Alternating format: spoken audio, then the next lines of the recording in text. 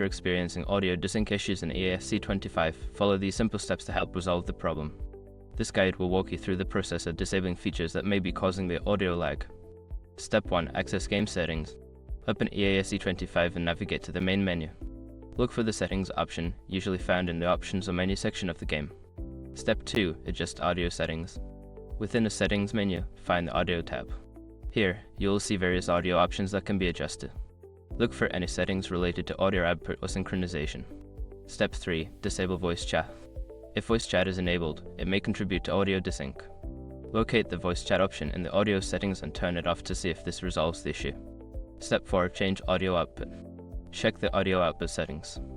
If you are using surround sound or a specific audio device, try switching to stereo or a different output option to see if it improves synchronization. Step 5. Restart the game.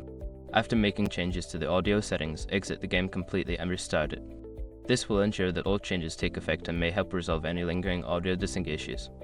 By following these steps, you should be able to address the audio desync problem in EASC25. If issues persist, consider checking for game updates or consulting the support community for further assistance.